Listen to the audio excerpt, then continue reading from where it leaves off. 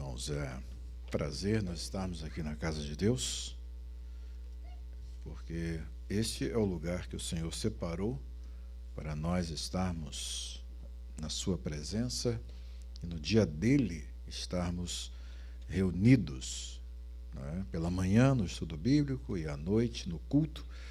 E hoje estamos aqui felizes pela oportunidade que Deus nos dá de estarmos vivendo num país em que a gente pode ter essa liberdade de estar na casa de Deus, né? Que em alguns lugares nós sabemos que isso hoje em dia praticamente é impossível. Países comunistas, como China e outros que estão no domínio de regimes comunistas, sempre aconteceu de eles cercearem a liberdade de culto. E graças a Deus nós estamos num país em que nós temos um grande privilégio. Este lugar aqui é um lugar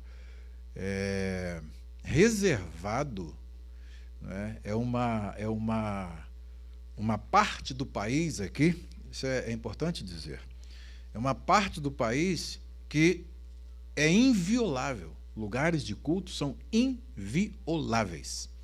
Ou seja, se alguém tiver um problema imigratório, por exemplo, e se refugiar num templo, num santuário, enquanto ele estiver dentro do território do santuário, ele não pode nem ser preso. Não podem acessar o lugar para poder prendê-lo por conta disso. E, inclusive, teve uma pessoa aí que ficou um bom tempo, Maria Antônia estava lendo a notícia, né, depois eu estava vendo, ficou muito tempo até conseguir a legalização e a resolução dos problemas imigratórios. Ele ficou refugiado dentro do santuário, dentro do templo, até conseguir resolver o problema para que ele pudesse sair com segurança.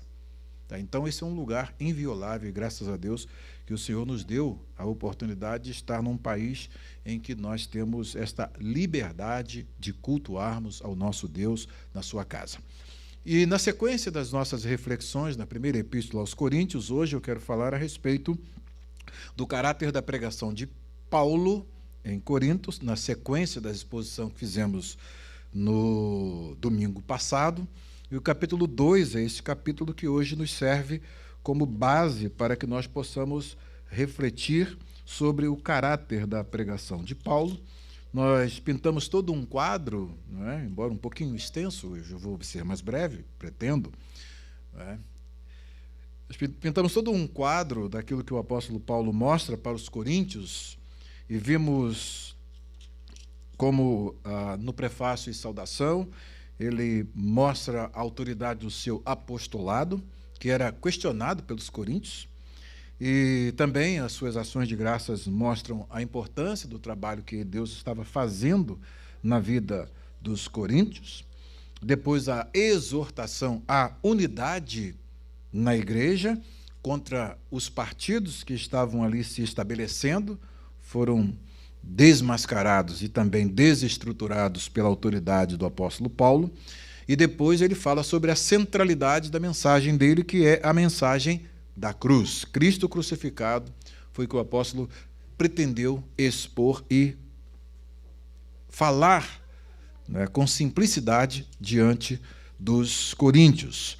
Depois ele fala sobre a vocação dos santos, né, que é algo muito importante, como Deus escolhe coisas vis para confundir as coisas sábias, como Deus escolhe as coisas que não são para confundir as que são. E esse é o critério de Deus, é o modus operandi de Deus, é a maneira como Deus opera e não vai mudar, né? E isso para nós é muito significativo, porque eu convivi ao lado de um homem de Deus cuja formação veio toda de Deus. Pastor Jair Rosa da Conceição foi um dos que mais me inspirou. Hoje eu tenho um amor, né, uma paixão pelo Antigo Testamento, que é uma terra que pouca gente anda com prazer nela, mas eu amo e comecei a amar o Antigo Testamento, o estudo do Antigo Testamento, exatamente por conta das pregações do meu pastor, saudoso pastor Jair Rosa da Conceição, que nos fazia viajar dentro dos textos do Antigo Testamento de um modo tão claro, não é? E algumas alguns episódios que a gente nem conhecia, ou já passou assim, numa leitura corrida da Bíblia, e não percebeu detalhes, então ele nos levava ali para aquele episódio, e a gente revivia aquilo de modo muito, muito envolvente, e ele o fazia com uma expressividade que não era comum a uma pessoa que só tinha até a 4ª série primária, mostrando que Deus é poderoso para habilitar, para capacitar, não é? Um homem quando ele chama.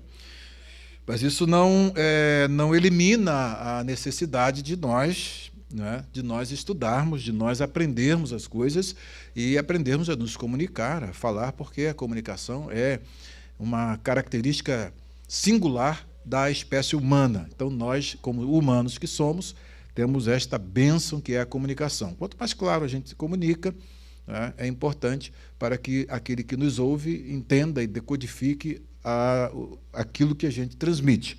E o apóstolo Paulo, então, ele chega em Corinto com uma mensagem muito simples, conforme nós falamos na nossa exposição passada. Tá? Nós falamos a respeito disso, dessa simplicidade em que o apóstolo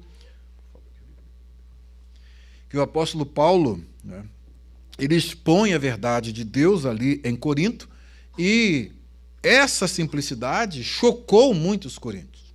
Por quê? Porque trabalhou na igreja de Corinto Apolo. Apolo era um varão, segundo diz a Bíblia, eloquente, era um homem que tinha uma capacidade de expressão, vindo, obviamente, de escolas gregas. Tá? As escolas gregas elas tinham algo que se chamava retórica, que treinavam seus oradores para que aqueles que representavam as escolas filosóficas expunham, né, as coisas com uma clareza, com uma precisão e com uma persuasão tal que as pessoas ficavam assim encantadas. Tá? E o apóstolo Paulo chega com toda a sua simplicidade, embora tendo toda a competência para se apoiar na retórica, embora tendo toda a competência para se apoiar na capacidade de discursar, ele não. Ele abriu mão de tudo isso para poder apresentar Jesus Cristo e esse crucificado, que era escândalo para os judeus e loucura para os gregos. Tá? Então, quando os coríntios, que estão ali acostumados com aquele tipo de retórica que Apolo apresentava a mensagem do Evangelho, mas, ao mesmo tempo, dentro de uma estrutura retórica, né, seguindo as escolas de filosofia do seu tempo, o apóstolo Paulo chega com uma outra forma de apresentar, mas que a essência da sua comunicação era o poder de Deus, a manifestação de Deus, era aquilo, né, que estava espalhado com muita glória na igreja em Corinto. Ele diz que os coríntios tinham todos os dons, né, nenhum dom faltava aos coríntios. Entretanto, essas habilidades sobrenaturais não faziam com que eles fossem, de fato, aquilo que eles pensavam que eram, os espirituais. Né? E quando o apóstolo Paulo chega com toda essa simplicidade, embora expondo com poder a palavra de Deus sendo testificada, os crentes sendo batizados no Espírito Santo, os crentes recebendo dons de Deus, dons de línguas, dons de profecia, dons de interpretações de línguas, ele descreve tudo que aquela igreja tinha. E, no entanto, nada disso somado fazia com que aqueles crentes fossem espirituais.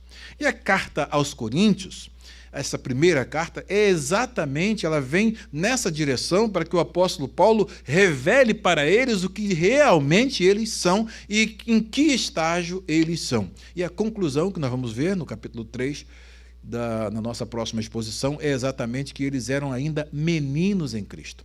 Estavam cheios de dons, porém não eram espirituais conforme deveriam ser. E esse termo espiritual, a gente vai ver que é um termo que se refere à maturidade, à idade adulta. Eles estavam com tudo isso, mas brincando como se fossem crianças, porque não sabiam nem o caminho correto para a utilização dos dons. E aí, então, essa epístola ela é muito instrutiva, e nós agradecemos a Deus que, soberanamente, Ele age, né, num grupo de pessoas complicadas, e essa complicação faz com que nós tenhamos hoje essa carta abençoada que nos instrui para que nós não sejamos complicados como essa igreja foi. Tá?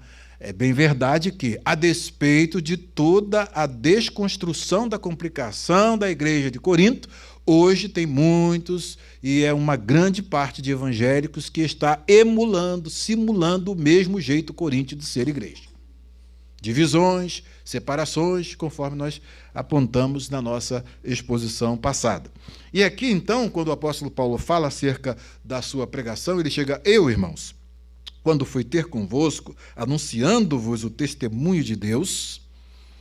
Ele foi aqui, observa bem que ele coloca aqui, o que ele foi fazer? Anunciar o testemunho de Deus. Ou seja, eles estavam vivendo numa época em que Deus tinha feito algo magnífico, enviado o seu Filho para morrer pelos nossos pecados, pelos pecados daquela igreja. E então, quando ele vem apresentar isso, ele diz: eu não o fiz com ostentação de linguagem ou de sabedoria. Ou seja, eu não vim trazer para vocês, através de uma linguagem afetada, de uma linguagem bem articulada, para falar dessa grande revelação, desse grande mistério que Deus, por misericórdia, nos incluiu nele antes mesmo que nós existíssemos e agora nos revelou. Eu não fiz com ostentação de linguagem, não fiz o uso da retórica, embora pudesse fazer, e o apóstolo depois vai explicar por que ele não fez isso. E ele, então, mostra que estas verdades, sendo apresentadas à igreja, elas foram apresentadas de modos bem simples, né? Muito simples, porque o apóstolo Paulo viveu em Tarso e era um centro universitário da época. A Grécia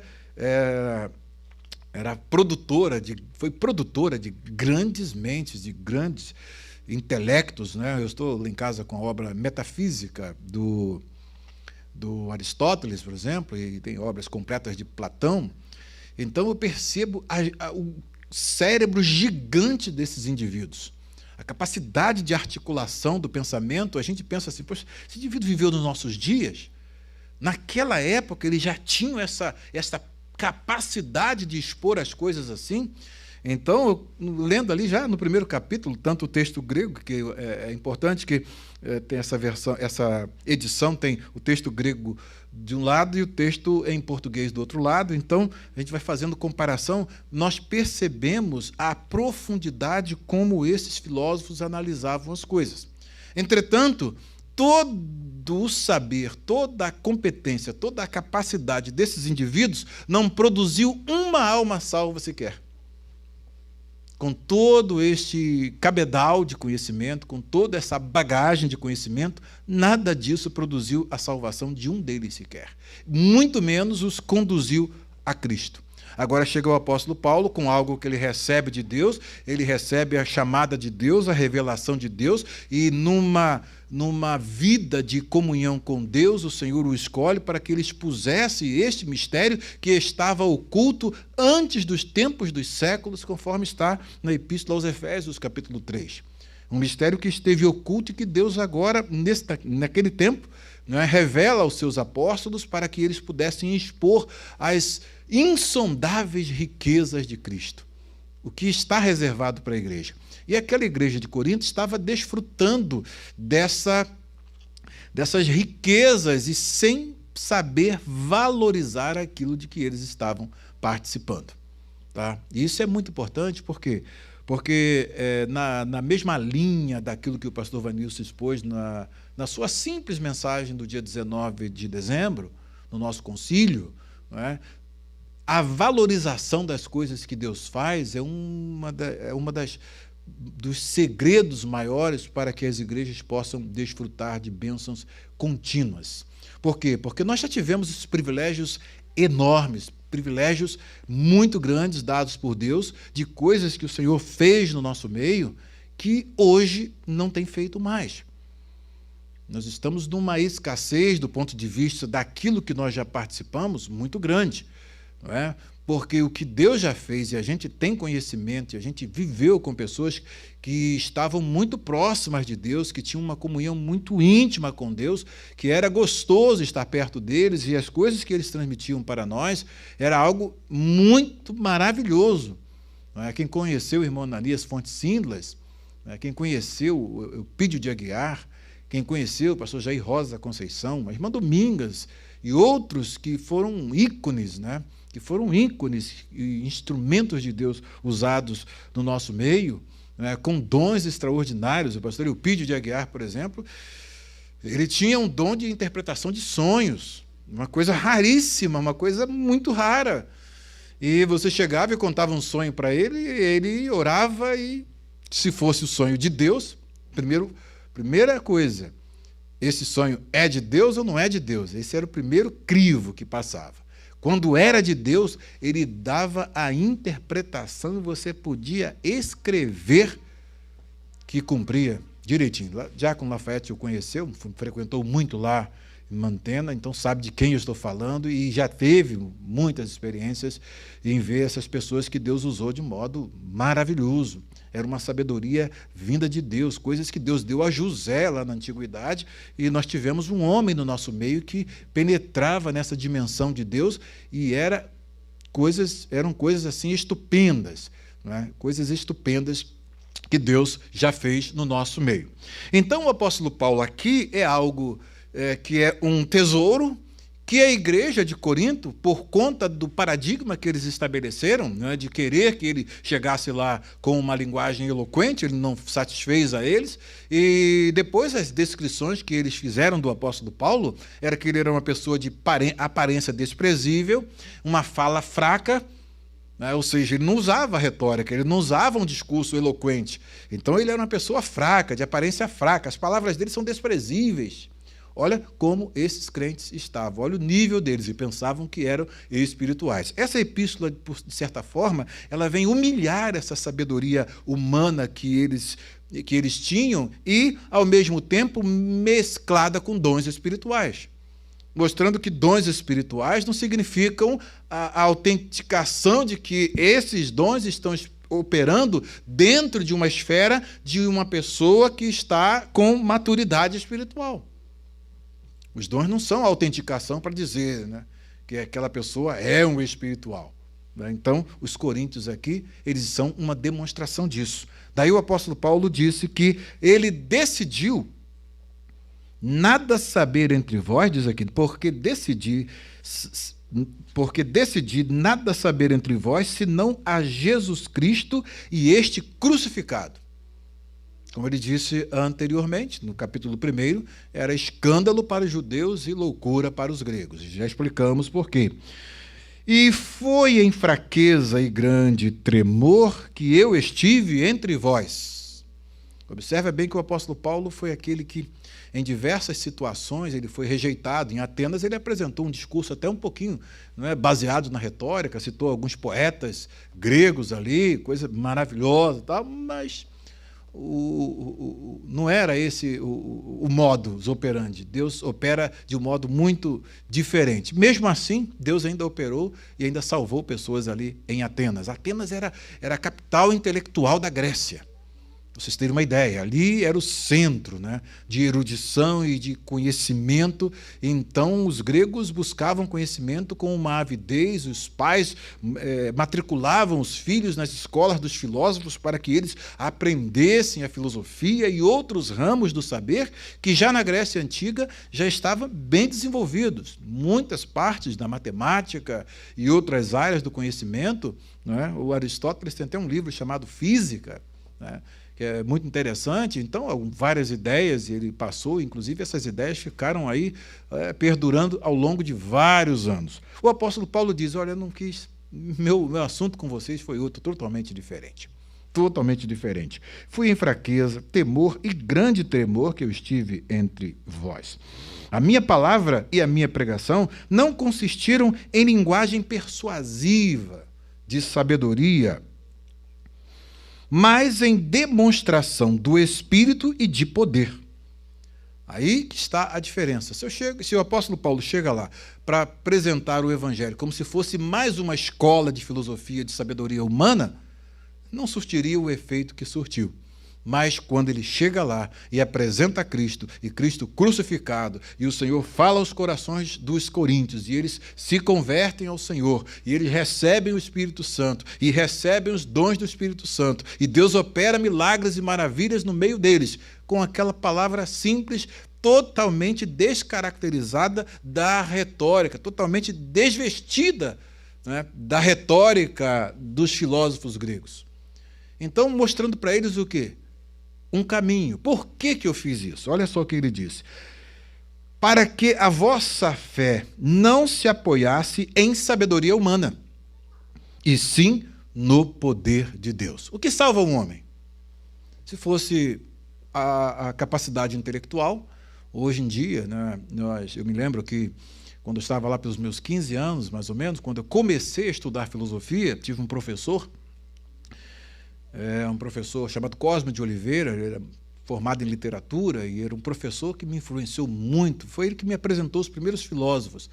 Eu tenho um livrinho, A Filosofia através dos Textos, que foi o primeiro livro de filosofia que eu li. Eu fiquei encantado. E ele expondo ali, explicando o livro. A gente sentava no término da aula, íamos ali para um bar ali perto, a gente sentava tomando chocolate quente no dia de frio, e ele ia expondo com uma eloquência e mostrando, não é, toda a história da filosofia, mostrando o pensamento dos filósofos. Eu saí dali encantado. Não é? Meus 15 anos, fiquei encantado e mergulhei mesmo ali, até que fui para um buraco bem fundo. Quando estava num buraco bem fundo, foi que o Senhor me achou e me tirou daquele buraco. Aí o que acontece? É realmente algo muito bonito. Eu era apaixonado pelas obras de Jean-Paul Sartre, meu Deus, eu gostava demais, o Ser e o Nada, que coisa, eu fiquei assim quando vi pela primeira vez, a sabedoria humana, é uma coisa bonita, mas isso não produziu salvação. No momento da minha dificuldade, no momento da minha prova, quando eu fiquei enfermo, foi exatamente o ano em que morreu Jean-Paul Sartre. Aí eu falei, Jean-Paul Sartre, com toda a sabedoria, foi embora. E eu aqui, enfermo, a sabedoria e a filosofia existencialista não faz nada por mim. Até que o Senhor, então, me encontra e aí me leva para ler a Bíblia, e eu encontro na Bíblia o Jesus Cristo, que é o mesmo ontem, hoje e eternamente. Fiz prova dele, fiz prova se realmente aquilo ali era a verdade, o Senhor mostrou que era a verdade, e a partir dali, quando o Senhor me salvou, pronto. Aí os problemas que eu estava enfrentando, de saúde, por exemplo, foram todos sanados, e ali eu encontrei a salvação em Cristo Jesus. Não foi pelo sistema de filosofia, senão eu já teria sido salvo. Conhecendo a filosofia dos filósofos e conhecendo, apaixonado por aquilo que realmente encanta a gente, é bonito mesmo, mas não surte efeito. O que faz efeito é o poder de Deus. Aí quando o poder de Deus, na hora que eu comecei a ler esse livro, que era uma Bíblia velha da minha avó, que eu comecei a ler, e Jesus Cristo é o mesmo, ontem, hoje, eternamente. Quando eu cheguei aí nesse trecho de Hebreus, eu já tinha lido os milagres que Jesus fez, as coisas que Jesus fez, ressuscitou mortos, Jesus curou leprosos, Jesus curou cegos. Meu Deus, se isso é verdade, esse versículo parece que fez assim, soltou assim em 3D. Ele é o mesmo ontem, hoje e eternamente. Aí eu dobrei meus joelhos e pedi, se tu és o mesmo hoje, então me cura. Ele, pronto. E se tu me curares, eu vou te servir. E graças a Deus a minha oração foi atendida e o Senhor me curou. E depois, anos depois, ele falou a respeito daquilo que ele fez quando me curou de uma enfermidade terrível, que hoje era para eu estar sem as minhas pernas, mas o Senhor me curou, e já faz aí uns 42 anos, por aí, 43 anos que o Senhor curou. É o poder de Deus. Aí o apóstolo Paulo diz, para que a vossa fé não se apoiasse em sabedoria humana. A sabedoria humana e o conhecimento humano, ele se desmoronou todinho diante de mim quando eu vi Jean-Paul Sartre morrer. Foi 79 para 80, foi nessa faixa. E com todo o seu conhecimento, toda a sua bagagem, todo o seu sistema, ele apostou no ateísmo e foi embora Não sei se continuou nele, né? Só Deus é que sabe, não é? Mas eu pulei do barco e fui para Jesus Cristo. Ou melhor, ele me tirou daquele barco furado. E então o apóstolo Paulo aqui, ele mostra de um modo muito claro que a intenção dele ao expor a palavra, ao apresentar a palavra, era que aqueles crentes não se apoiassem em sabedoria humana, mas se apoiassem no poder de Deus. E é exatamente isso que nós temos de primar na nossa vida. Quando nós vemos o poder de Deus operar na igreja, quando nós vemos o poder de Deus se manifestar na igreja, às vezes em coisas simples. Às vezes Deus escolhe coisas simples para poder operar na igreja. Às vezes é uma palavra que alguém fala, como o apóstolo Paulo, em temor e tremor, e o Senhor acha graça e opera na igreja, visita a igreja, batiza no Espírito Santo e faz aquilo que ele sabe fazer.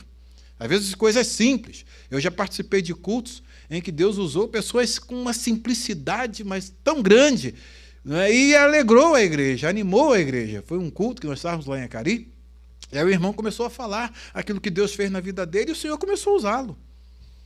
E começou a usá-lo de uma palavra, e a igreja recebendo aquela coisa maravilhosa. E ele falava: eu sou grátis ao Senhor por aquilo que ele fez na minha vida. Aquela simplicidade. Maretão estava nesse culto? Lá, lembra, né? Ele foi falando, né? Mas aí aconteceu que chegou um determinado momento, né? E ele acabou gostando da coisa, né? E aí continuou. O pastor Jair falou: olha, se você for daqui para frente, você vai sozinho. Porque, terminou, pode sentar. E ele ainda encheu, pronto. Aí tudo aquilo que a igreja recebeu, daqui a pouco já perde tudo, porque ele ainda continuou ainda um bom tempo, porque ele gostou, né, que o Senhor estava visitando a igreja, estava alegrando a igreja. Até nisso nós precisamos ter sabedoria, para saber ao ponto de dizer amém. Né? E aí o pastor Jair falou: se você for daqui para frente, você vai sozinho. E aí ele ainda persistiu, ainda ficou um tempão lá falando, já não surtiu o mesmo efeito. Né? Tem aquele gostinho de quero mais, mas também tem aquele gostinho de não aguento mais. Tá? Então, a nossa palavra hoje, ela se sintetiza nesses 5 versículos, mostrando que a retórica, a sabedoria, a construção dos sistemas filosóficos não salva ninguém, não opera na igreja e não é benéfico no sentido de que pode fazer alguma coisa em benefício da igreja. Mas quando o Senhor opera, né, às vezes numa simplicidade como esta que o apóstolo Paulo deliberadamente decidiu apresentar no meio dos coríntios, aí então ele estava demonstrando: eu fiz isso para que a vossa fé não se apoie em sabedoria humana.